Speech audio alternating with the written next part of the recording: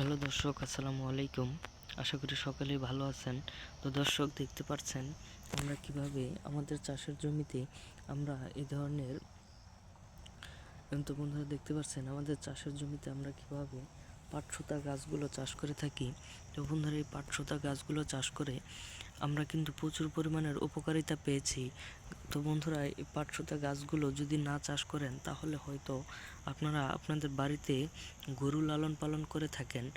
সেই গরুকে যদি আপনারা অবশ্যই অনেক দূর দূরান্ত থেকে ঘাস কেটে খিলাতে হয়, এবং এই ঘাসগুলো আপনারা যদি বাড়ির পাশে না থাকে তাহলে অনেক দূর দূরান্ত থেকে কেটে এনে তারপর আপনাদের গরুকে খাওয়াতে হয়। এতেও আপনাদেরও অনেক পরিশ্রম হয়ে যায়।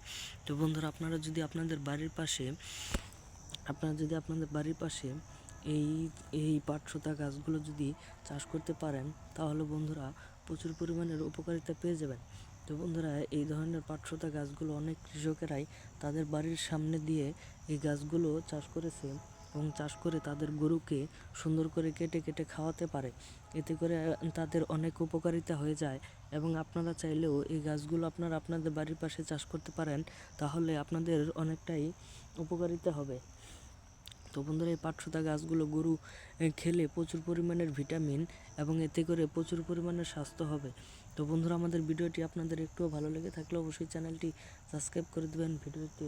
তো ধন্যবাদ, অবশ্যই ভালো থাকবেন, সুস্থ থাকবেন। আসসালামু আলাইকুম।